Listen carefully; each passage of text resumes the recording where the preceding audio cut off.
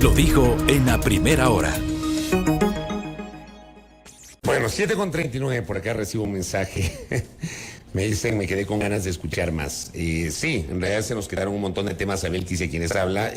Seguramente vamos a volver a tener otra entrevista en las siguientes semanas con la señora Luisa González y con, obviamente, el resto de candidatos presidenciales. Ya hemos recibido algunos de ellos. Ha venido Otto Sonnenholzner, hemos conversado con Daniel Noboa, hemos conversado con Javier Herbas, hemos conversado con Yacu Pérez Guartambel. Nos falta Bolívar Armijos, nos falta Fernando Villavicencio. Fernando Villavicencio lo hemos invitado en varias ocasiones y no terminamos, su equipo no termina de darnos una respuesta para seguir conversando con él. Entonces, hemos conversado también con Jan Topic. Jan Topic estuvo acá también, nos visitó en nuestra mesa de trabajo. Es decir, me parece a mí que los dos únicos con los cuales no hemos conversado aún es con Bolívar Armijos y con Fernando Villavicencio. Y una vez más, este espacio es absolutamente plural, ¿ya? Aquí no tenemos, digamos, agendas de personas que no entrevistamos, ni mucho menos. Este espacio es plural. Formulamos las invitaciones a todos los candidatos a la presidencia y la candidata a la presidencia que ya estuvo, y las candidatas y el candidato a la vicepresidencia de la República. Como siempre digo, aquí viene el que quiere venir. La invitación está abierta una vez más y públicamente. A Fernando Villavicencio lo esperamos aquí, a Bolívar Armijos también, y al resto de candidatos a la vicepresidencia. Conversamos con Andrés Arauz antes de la nominación, hemos hablado con Erika Paredes, hemos hablado con Nori Pinela, hemos hablado con Diana Jacome, hemos hablado con Lina Romero. Nos falta con Andrea González, que es la compañera de fórmula de Fernando Villavicencio. Hemos hablado con Luz Marina Vega. De los vicepresidenciables, correcto, nos falta Andrés Arauz, luego de la nominación, porque con él conversamos antes, y nos falta Andrea González. Abierta la invitación para todos. Bueno, dejemos ese tema de lado y gracias a la interacción de nuestra audiencia, a la visualización también que hemos tenido en nuestras plataformas, no se olviden que estamos, aparte de nuestra señal de radio, por nuestra fanpage de Facebook de Radio Sonorama, y estamos transmitiendo por el canal de YouTube de Primera Plana. Está bloqueado nuestro canal de Sonorama TV, así va a estar 2 semanas, así que vamos a transmitir por Primera Plana. José Villavicencio está con nosotros, él es el presidente de turno del Frente Unitario de los Trabajadores, el FUT. José, ¿cómo está usted? Bienvenido. Fabricio Belkis, un gusto poderle saludar a nombre del Frente Unitario y de nuestra central sindical UGT. Gracias. A ver, en estas horas hay una suerte de controversia porque la comisión integrada por el presidente de la República para que prepare un proyecto de reformas al sistema de pensiones ha planteado justamente una iniciativa, y allí tal vez la parte más controversial tiene que ver con mantener la edad de jubilación, pero aumentar los años de aportes de 30 a 35 años. Creo que esa es la parte que más me se ha mediatizado. Le pregunto a usted por qué preocupa esto. José Villavicencio, tenga la bondad. Fabricio, ecuatorianos, don Augusto se da gusto mintiéndole al país. Y digo esto porque nos dicen en la propuesta que nos han planteado el día de ayer y que la venían anticipando en días anteriores: no vamos a incrementar los aportes, no vamos a privatizar y no vamos a incrementar los años de jubilación. Y es falso. Hoy usted puede jubilarse con 30 años de aporte y 60 de edad. Una de las propuestas es ya no con 30, 35. Si usted tiene que trabajar 5 años más, significa que va a entregar 60 imposiciones más, automáticamente ya no se va a jubilar a los 60. Serán a los 65, serán a los 70. Automáticamente, si trabaja más, suben los años. Para eso no se necesita ser economista neoliberal, Fabricio, sino tener un sentido lógico. Primera cosa. En esa misma línea nos dicen, hoy la edad avanzada para jubilarse es de 70 años con 10 años de aporte. Nos plantean en la propuesta que ya no sean 10 años de aporte, sino 15. Va en la misma línea, ya no se van a jubilar la gente que tenía 70 y 10. No, para tener 15 tienen que trabajar o aportar 5 años más. Entonces estará jubilándose con edad avanzada a los 75 y en el peor de los casos a los 80. Y entonces, si hay incremento de años de jubilación, sí, nada más algo. ¿Es o no necesaria una reforma respecto del sistema de pensiones? Es necesaria, pero lo que no es justo que la busquen hacer a través de los trabajadores, de los jubilados y pensionistas, porque nosotros no somos causantes del debacle de la situación del IES. Nosotros hemos planteado y le vamos a dar a conocer al país una propuesta del IES que queremos, pero sin afectar a sus dueños, que somos los trabajadores, que somos los jubilados, que somos los pensionistas. Porque a la par de eso, Belkis, si me permite, ¿qué nos dicen? O sea, quieren quedar bien con nuestra propia plata.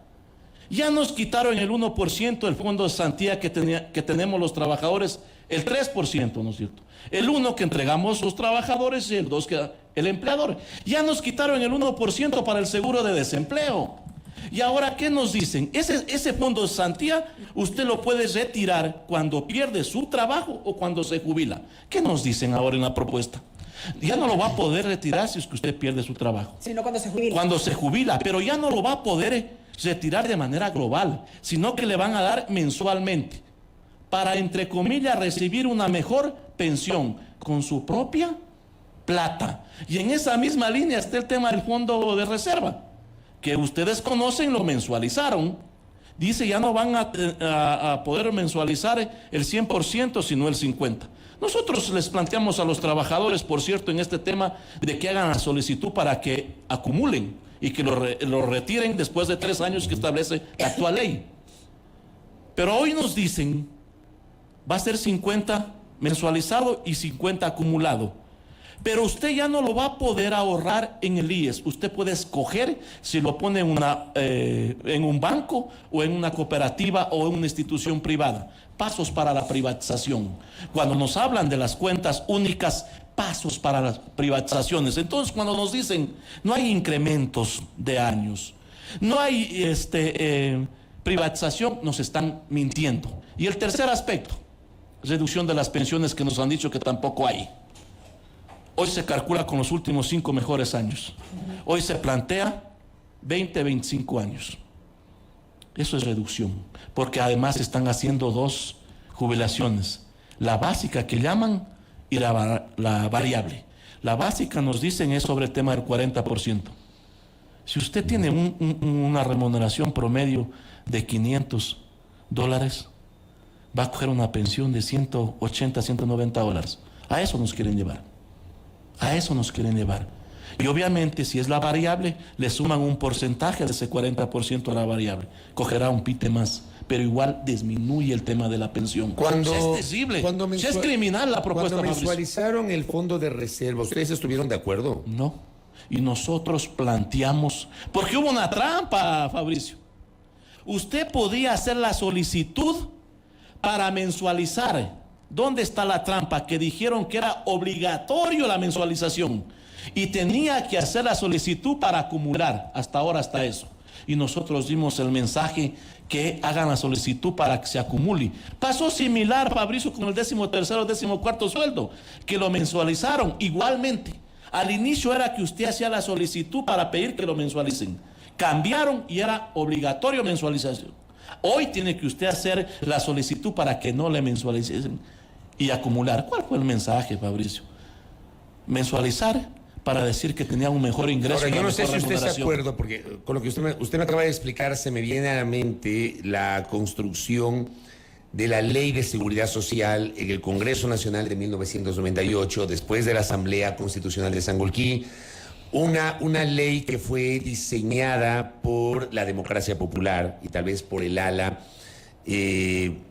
digamos, más hacia la derecha del ADP. Yo me acuerdo claramente, ahí estaban Vicente Albornoz, estaba Alexandra Vela, entre los que yo recuerdo. Y, por ejemplo, uno de los argumentos era que la cesantía debía convertirse en un fondo de ahorro para la jubilación. Igual que el fondo de reserva, que se convierte en un fondo de ahorro para la jubilación y que deje de ser dinero de bolsillo. Usted me trae a colación eso porque yo no sabía ese detalle, como que estamos retomando diversos pasajes de aquella discusión del año 98 que fue declarada luego inconstitucional por el Tribunal Constitucional en el año 2001. Es similar lo que siempre han querido. Hay otro tema que no avancé a revisarle, Fabricio.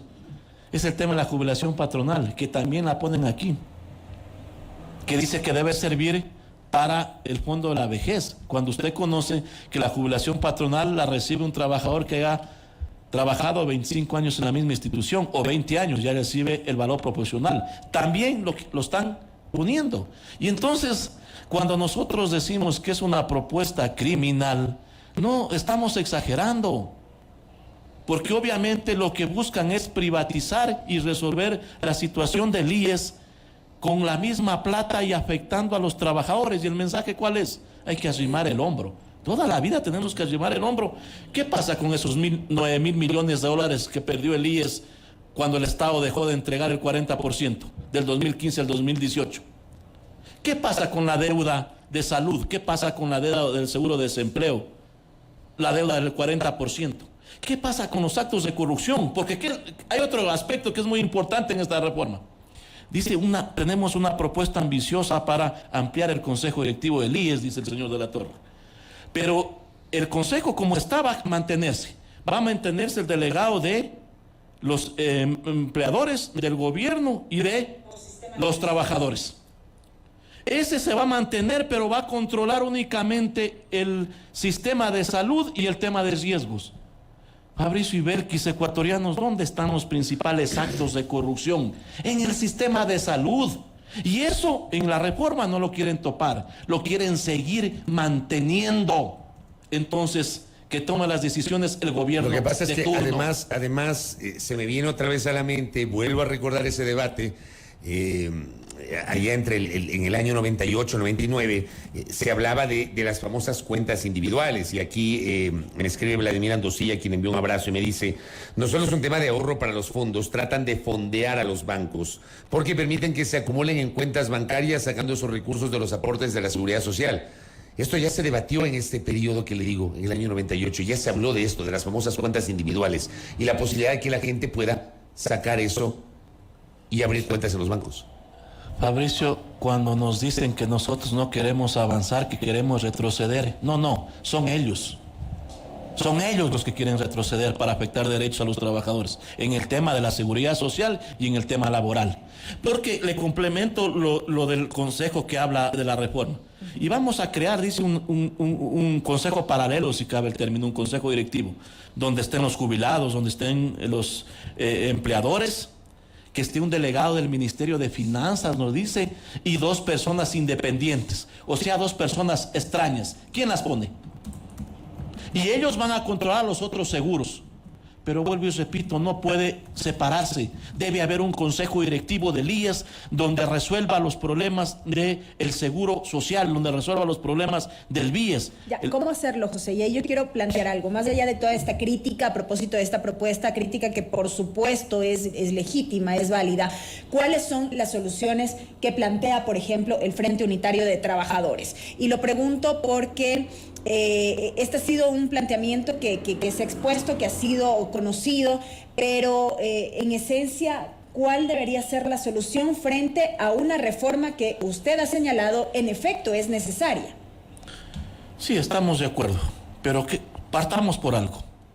Primero determinemos cuál es la deuda que tiene el Estado con el IES, que bordean los 24.000 millones de dólares divididos en el seguro de desempleo, el 40%, el seguro de salud, el tema de los famosos bonos que bordean los 10.000 millones de dólares. Primera cosa.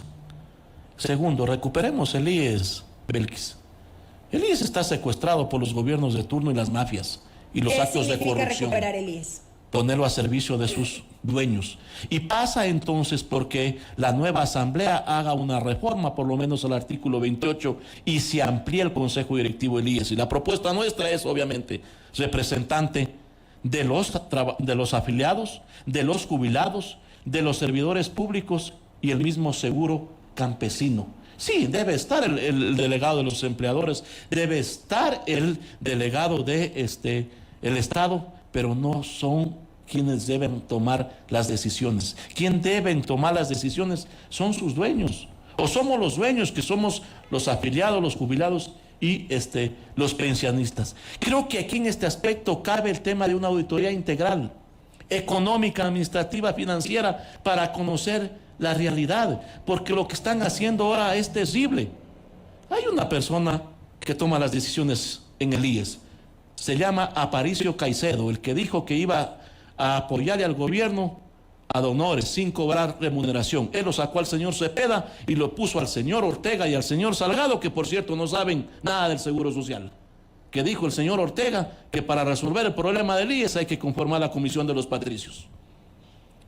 Y están quedando bien con plata ajena. Ahora, ¿qué van a hacer ustedes frente a esto? Porque ustedes han anunciado su rechazo a este tema, pero también hay un hecho cierto, José. O sea, para que se instrumente esto, tiene que haber una reforma de la ley del Seguro Social. No hay asamblea. Ya, esto no es posible tramitarlo como un decreto ley. Es imposible. Tiene que haber asamblea.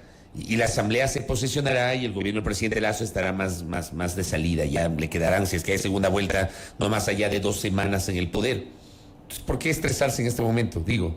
A ver, primero hay un gobierno de tipo dictatorial que está dispuesto en estos 5 meses a hacer y aplicar su político neoliberal. Primera cosa. Segundo, ¿por qué nos estresamos y por qué rechazamos, Fabricio? Porque ya nos han querido camuflar en las leyes económicas urgentes. Porque ¿qué, por ejemplo, camuflar o intentaron camuflar? El tema laboral. Ahí mezclaron en una sola ley. ¿En cuál? En la famosa ley de la productividad, creo era, o la de inversiones. ¿Ya? Pero lo otro, ¿qué nos preocupa, Fabricio? ¿Qué dice el señor Salgado? Unas recomendaciones de la comisión las podemos tomar sin reformas. Recordarán ustedes que cambiaron la resolución 501 con los valores de los seguros de vejez, invalidez y muerte al tema de salud. Y ahí necesitaron reforma. Hoy acaban de aprobar una resolución, Fabricio, para seguir vendiendo los bienes del IES. Y yo decía, están quedando bien con plata ajena. Han entregado edificios al Ministerio de Educación cuando no les compete, cuando eso no es del señor Salgado y del señor Ortega, y ni del Consejo Directivo del IES, sino de los afiliados, de los jubilados, de los pensionistas.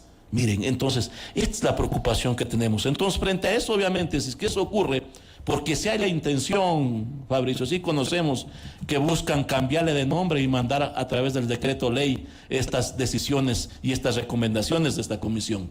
Y entonces ahí lo que vamos a hacer, obviamente, es activar lo que resolvió la 17ª Convención Nacional, que es el derecho a la resistencia. Porque no podemos permitir que esto ocurra, porque vuelvo y repito, por decirlo menos, es criminal. Y lo más grave, Fabricio, es para esos 5.500.000 ecuatorianos de la población económicamente activa que mañana aspiran a tener un empleo y una jubilación. Porque esta la van a ir planteando gradualmente. Hoy no lo pueden tomar en cuenta, hoy no pueden ver la afectación, pero aquí a 30, a 35 años van a sentir las consecuencias de esta terrible reforma que pretenden hacer. ¿Ya están pensando en algún tipo de acción a propósito de esta propuesta?